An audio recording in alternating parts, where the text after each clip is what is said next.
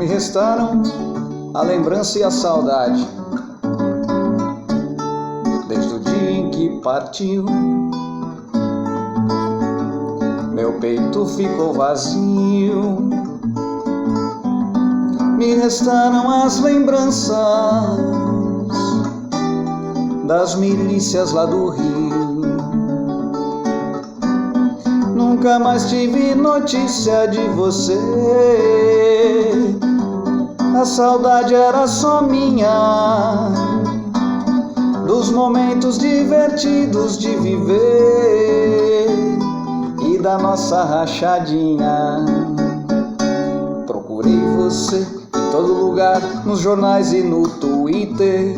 Percorri montanhas, o céu e o mar, Facebook e no Tinder. Procurei por toda a praia, mas você foi se esconder em Atibaia. Safadinho, danadinho, hein? Enganou direitinho. Ah, ficou a saudade.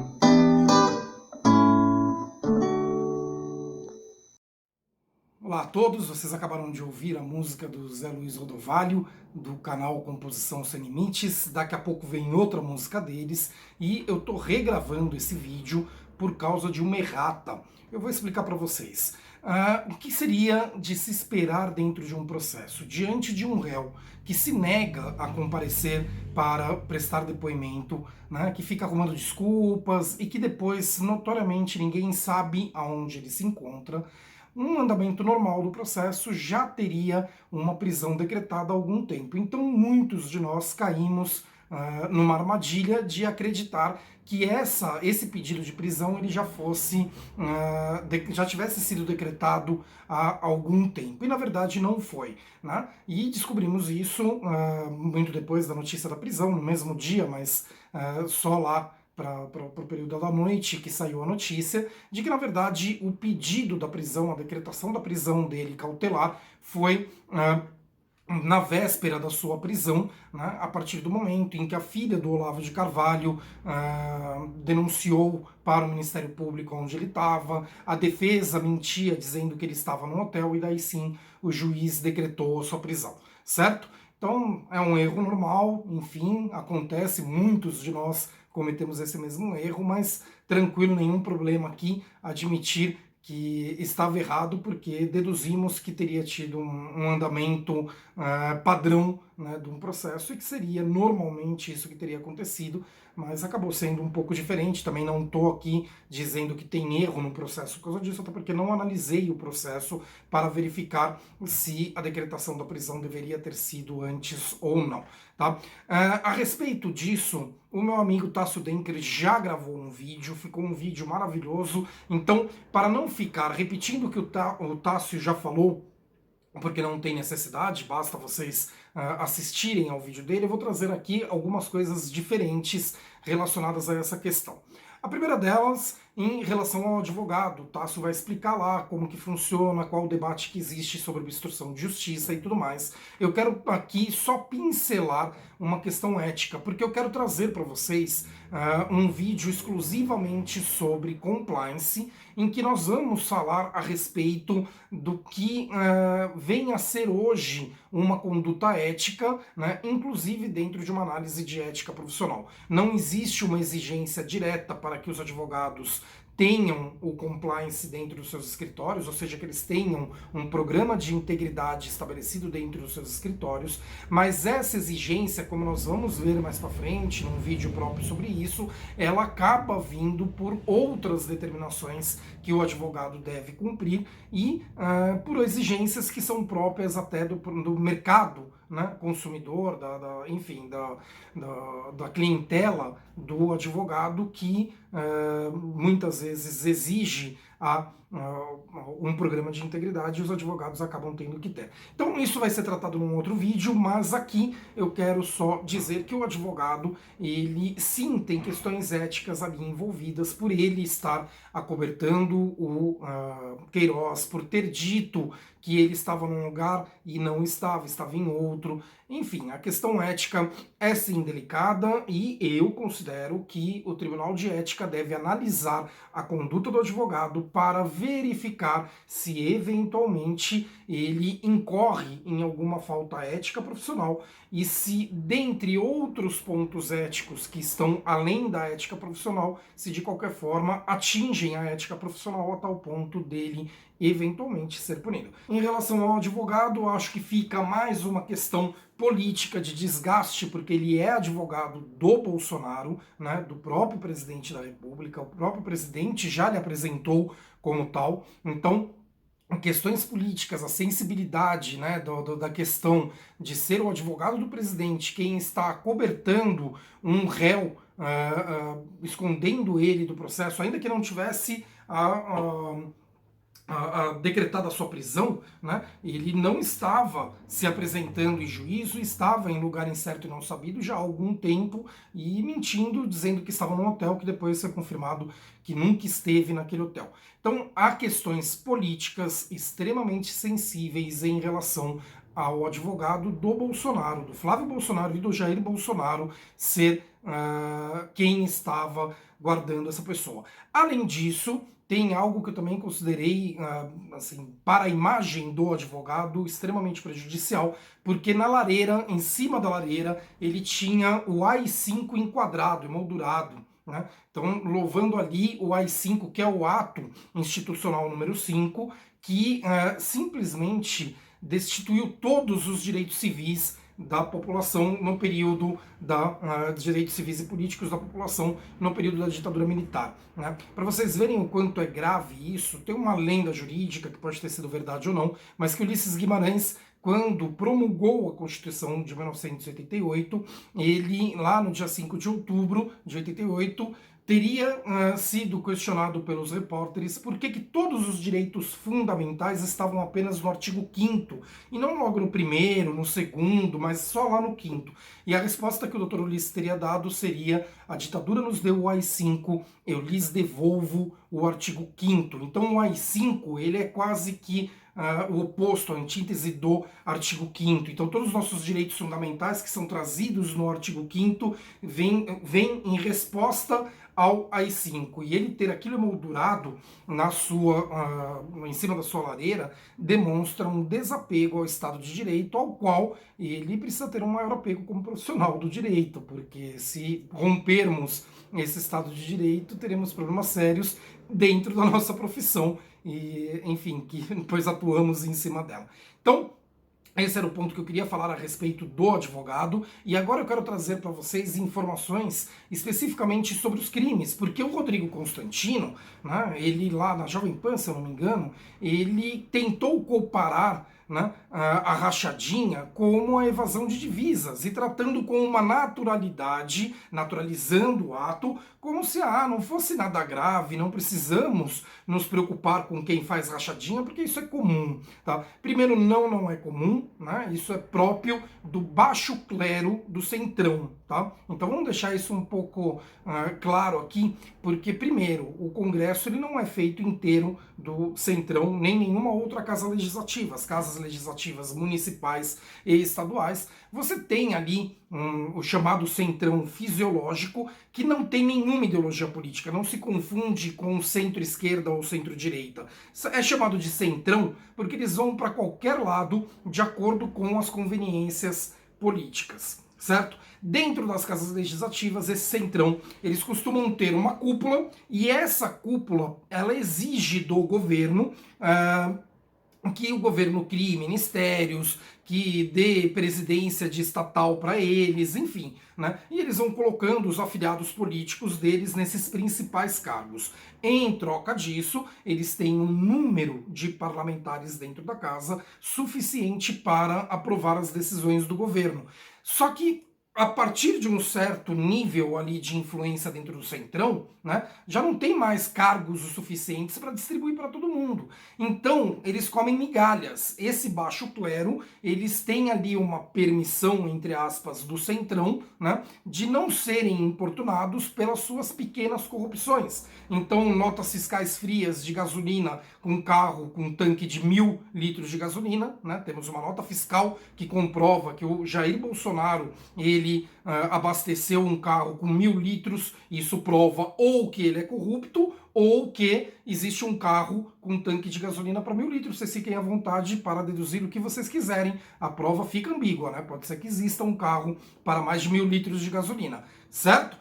E outras corrupções, como por exemplo a rachadinha. E na rachadinha o que eles fazem é dividir ali com o assessor o valor do salário dele. Na verdade não é nem bem uma divisão, porque normalmente eles ficam com bem mais do que o valor que o assessor ganha, né?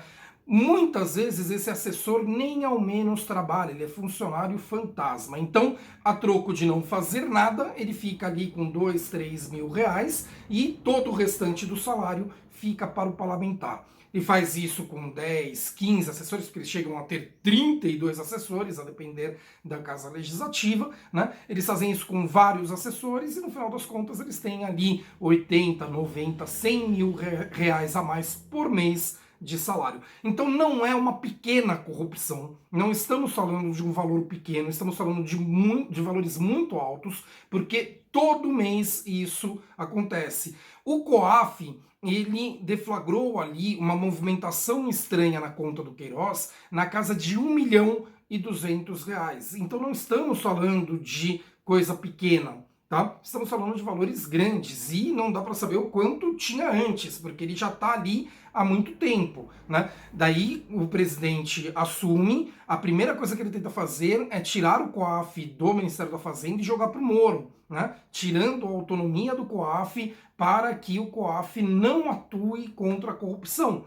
Então foi uma das primeiras atitudes do presidente, foi tentar tirar o COAF do combate à corrupção, que é algo grave. Né? E na época, como o Moro era o super-ministro, todo mundo achando louvável. Nossa, que bom, o Moro que vai tomar conta disso. Só que não tem motivo para ser o ministro da Justiça a cuidar do COAF, mas sim o ministro da Fazenda, porque são questões econômicas e é através do COAF que se deflagra movimentações estranhas que podem fazer com que se inicie processo criminal. Pois bem, e o Queiroz, dentro dessas transações, ele fazia vários depósitos ali de menos de 50 mil reais para tentar não ser descoberto, e ele chega inclusive a depositar dinheiro na conta da Michele Bolsonaro, esposa do Jair Bolsonaro. Outro problema bem delicado para o Jair, ele alega que ele tinha emprestado dinheiro para o seu amigo Queiroz e por isso que estaria recebendo aquele dinheiro de volta, algo bastante estranho que precisa evidentemente ser investigado dentro do processo. Pois bem, daí vamos tratar a respeito dos crimes que o Rodrigo Constantino tenta tratar como se fossem iguais. O primeiro que ele fala é a evasão de divisas, ou seja, você levar dinheiro para fora do país, tá? E, enfim, não declarar que está tirando esse dinheiro do país. Você está tirando o dinheiro daqui, colocando num banco da Suíça, por exemplo, e não declara corretamente que fez essa transação. Com isso você vai driblar ali a fiscalização, né, o recolhimento de impostos e tudo mais, e evidentemente isso é um crime. A pena desse crime, que está estabelecido no artigo 22 do Código Penal, efetuar a operação de câmbio não autorizada com o fim de promover evasão de divisas do país, tá? A pena é de reclusão de 2 a 6 anos e multa, tá? Só que o Fabrício Queiroz, ele está sendo investigado por rachadinha. E a rachadinha se discute se ela configura o crime de peculato, de concussão ou de corrupção passiva. Por que tem um debate a respeito disso? Porque, na verdade, depende muito da forma como essa rachadinha é feita, tá?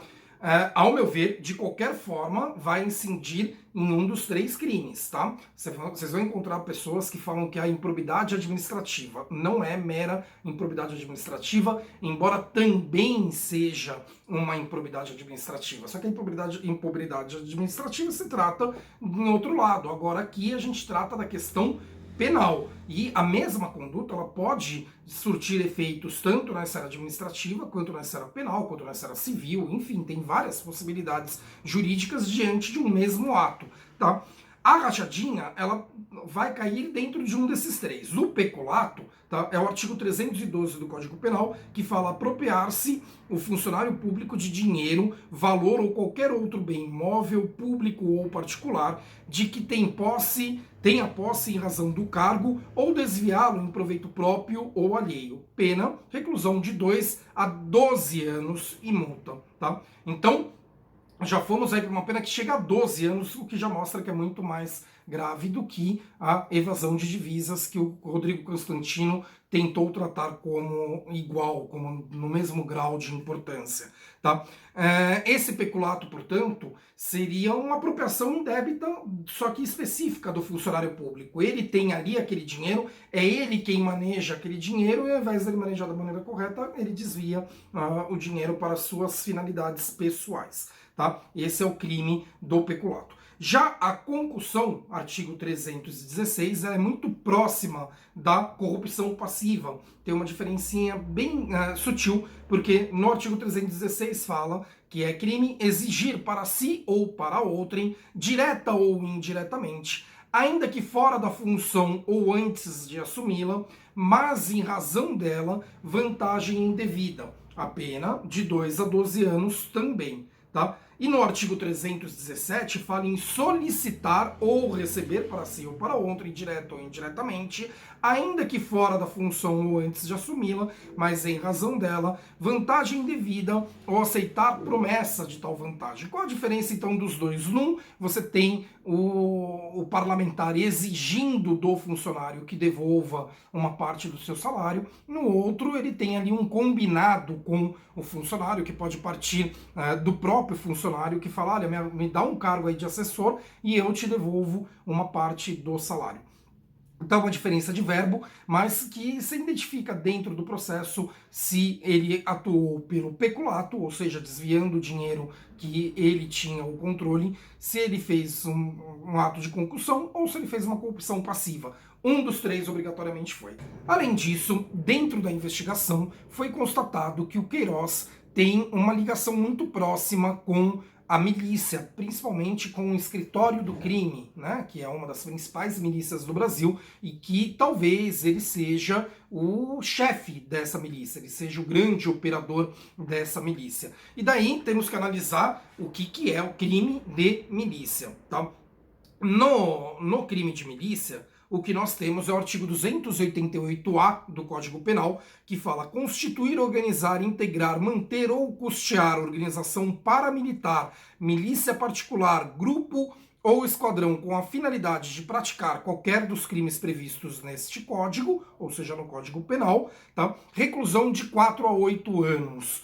Evidentemente, isso vai se somar ao crime cometido, né? Porque o que está falando aqui é que você vai ter mais 4 a 8 anos só por ter montado esse grupo paramilitar ou miliciano para crimes que estão estabelecidos no Código Penal. E o que normalmente uma milícia faz? Né? Primeiro, a corrupção. Né? Ela costuma corromper o setor público, porque ela dá vantagens para funcionários públicos, principalmente dentro da segurança pública, para conseguir se estabelecer dentro de uma determinada região. Ela ocupa um espaço que deveria ser ocupado pelo Estado, ela própria indo naquele lugar. E para isso ela só consegue fazer através de corrupção. Então a milícia, ela começa com uma corrupção, sempre. Tá?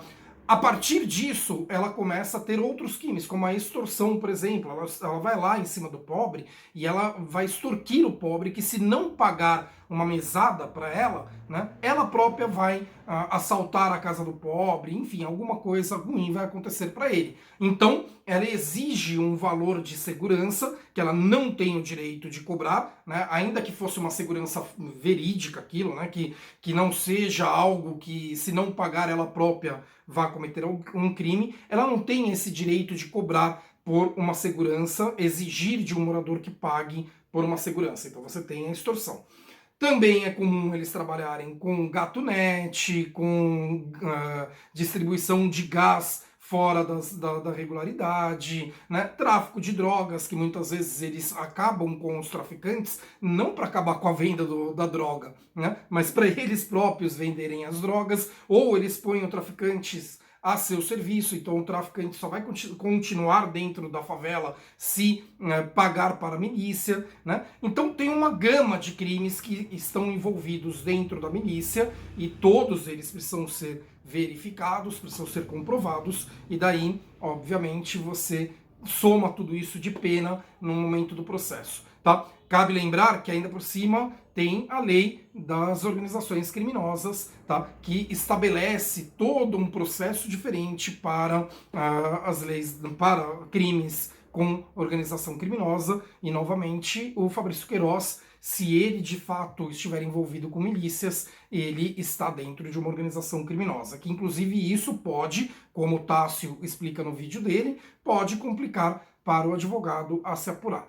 Certo, gente? Então fiquem aí com a próxima música do Zé Luiz Rodovalho, nossa parceria aí com a composição Sem Limites. Espero que tenham gostado desse vídeo, tentei trazer algumas coisas além do que está sendo dito, né? Peço desculpas por ter gravado outro vídeo sem saber que o processo não estava seguindo o que costuma ser. A gente às vezes erra, e errar é humano, tá bom? Mas sempre que eu errar, prometo vir aqui e corrigir o meu erro, porque é isso que é o certo a se fazer, tá bom? Então, até a próxima, fica aí com o Zé, tchau!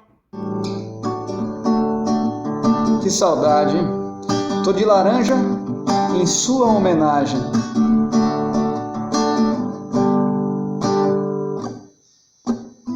Nossos momentos a sós, eu e meu amigo Queiroz, uma garrafa de vinho rachada entre nós, aquele clima gostoso, conversas e coisas assim. Eu dizia e sim. Aí 5 minutos depois, tu some pra nunca mais. Fiquei sozinho, desolado, perturbou a minha paz. Agora você voltou, deixou minha vida tão complicada. O que é que eu posso dizer pra minha manada? O que é que eu posso dizer pra minha manada?